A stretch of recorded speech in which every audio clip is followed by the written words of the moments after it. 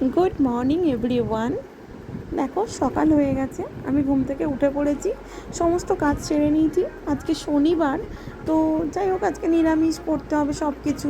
তো সেই কারণে একটু তাড়াতাড়ি উঠে পুজো চর্চা করে নিয়েছি। দেখো এখানে ব্রেকফাস্টের জন্য একদম চলে এসেছি।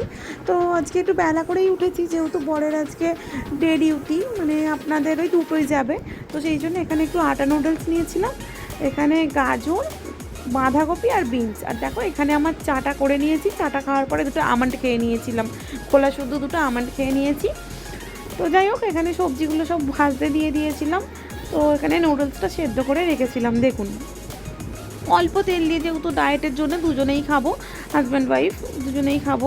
আমার করার পরে কিন্তু আমার বর একটু হাত দেয়নি, আমার মতো আমি মানে আমার মতো করেছিলাম। তো যেহেতু সবজিটা অনেকটা দিয়ে গিয়েছিলাম, তো সেই কারণেই দেখুন কড়ার নিচেটা না সবজির জলটা টানা দিয়ে গিয়ে পুরো কালো হয়ে গিয়েছে। তো যাই হোক সবজিগুলো ভাজা ভাজা হয়ে গিয়েছে। দেখুন এখানে নুডলসটা দিয়ে একটু নাড়িয়ে নিয়েছিলাম। তো নুডলসটা পুরোপুরি রেডি হয়ে গিয়েছিল দেখুন। এবার আমি কোনো এগ বলুন আমি কোনো ব্যবহার করিনি। হয়ে যাওয়ার পরে আমি এটা প্লেটে নিয়ে নিয়েছিলাম। বললাম প্রথমেই আজকে স্যাটারডে, তাই আমি নিরামিষ খেয়েছিলাম।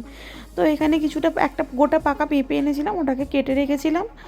তো পাকা পেঁপেটা আমি সময় পাই না বলেই কেটে রাখি, তো সেই কারণে কেটে ফ্রিজে রেখেছিলাম। আর এদিকে দেখো এগুলোকে কী শাক বলে তোমরা বলতে পারবে কি? সুজনি শাক না সজনা শাক, কি আমি মনে করতে পারছি না এই মুহূর্তে। তো সজনা শাক কেটে কুচিয়ে আর ভেজেছিলাম পেঁয়াজ ফোড়ন দিয়ে, যেহেতু আমি নিরামিষ খাই, বর তো আর নিরামিষ খাবে না যতই হোক। তো যাই হোক রান্নাটাও বসিয়ে দিয়েছিলাম, এদিকে ভাত ডালটা করে রেখেছিলাম, শাক ভাজাটা হয়ে গিয়েছিলো দেখুন। আর এদিকে করছিলাম আমের চাটনি। আমের চাটনি আমি কিন্তু কোনো চিনি দিইনি, ওটা মিষ্টির রস ছিল সেটা দিয়ে ফুটিয়ে করেছিলাম, চিনি টিনি দিয়ে আমি করিনি। আমি যদিও চাটনিটা অ্যাভয়েডই করি, যেহেতু মিষ্টি জিনিস আমি যেহেতু ডায়েট করছি এখন এই মুহূর্তে, তো সেই কারণে আমি আর ওটা খাই না, ওটা বরের জন্যেই করে রেখেছিলাম। আর এদিকে দেখো সবজি কেটে রেখেছিলাম, পেঁপে, গাজর, বিনস, একটা কুমড়ো। তো এদিকে চাটনিটা পুরোপুরি রেডি হয়েছে, আর পাশে একটা শশা রেখেছিলাম আমি খাবো। আর এদিকে ডালটাকে আমি ফোড়ন দিয়ে সাঁতুলে নিয়েছিলাম। তো কিছু করার নেই, ও সিদ্ধ ডাল খাবে না আমার বর যেহেতু। আর এদিকে প্রেসার কুকারে আমি সবজিটা সিদ্ধ করতে দিয়েছিলাম, সিদ্ধ হয়ে যাওয়ার পরে একটুখানি আদা, একটু তেল, আর অল্প করে ধনে গুঁড়ো, জিরে গুঁড়ো, হলুদ গুঁড়ো দিয়ে ওটাকে সাঁতুলে নিয়েছিলাম। আর এখানে দেখো বাসন মাজতেই হবে, সংসারের কাজ। তো যাই হোক ভিডিওটা ভালো লেগে থাকলে please do like, share and subscribe.